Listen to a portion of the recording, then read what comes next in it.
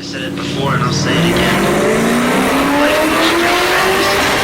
You don't stop and look around once in a while, you can miss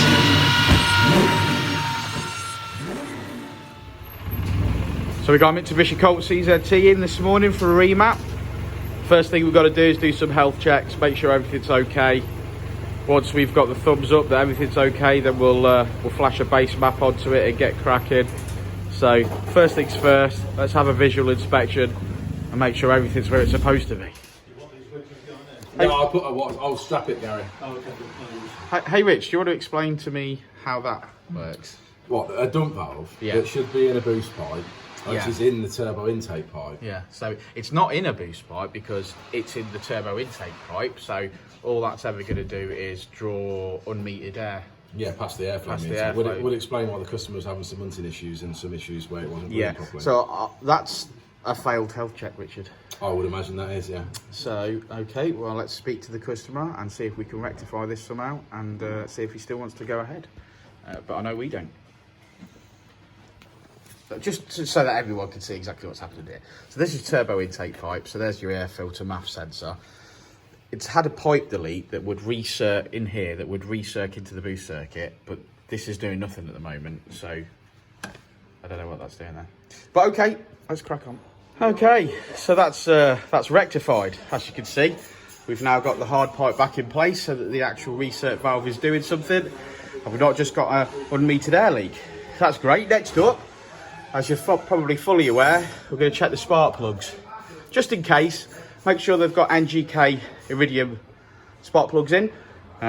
Sometimes we see Denso in there and they're no good for them, so let's check that out. Fingers crossed, we can now get cracking.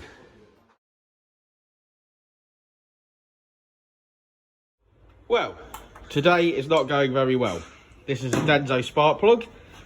This fails our health check because they're no good. So, Right, but I have fixed this. Yeah, yes, you have fixed that, Richard. I've already done that part of the video. Oh, have you? Okay. Yes, well done.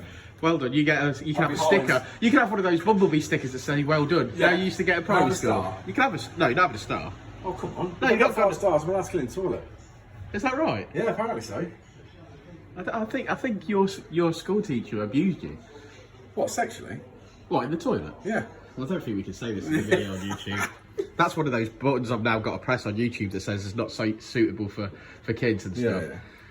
Oh well. Sorry, child audience. Right, so look at that. That's not helping us at all.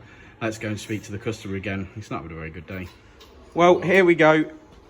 We've always got in stock. These are the correct plugs that you guys need to be using. The only plugs you guys need to be using. These will be replacing the Denso plugs that he's got in. Rich says the plugs are actually loose, which is also not a good start. So this will this will help.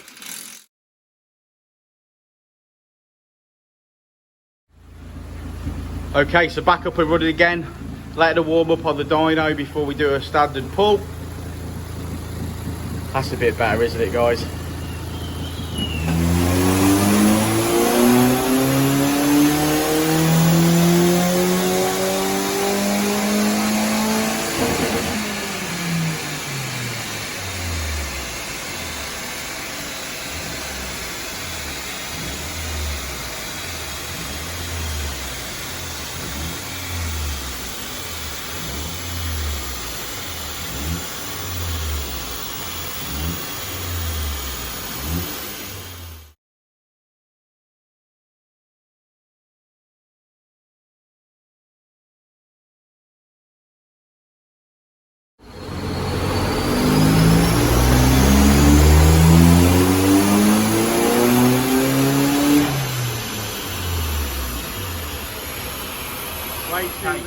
So first couple of runs in and this car is running way lean. So we've got to have a look and see what the issue is there. Now we've swapped a MAF sensor over just in case it was a faulty MAF sensor, but it's not. So Richard is on to changing the fuel pressure regulator. Just swap it out, see if that's going to help it. It might, fingers crossed, because that'll be a cheap fix. But yeah, this one's fighting us. Fuel pressure regulator removed. Let's get this swapped out. We've seen a few of these fail now, so Let's hope we're on the right track.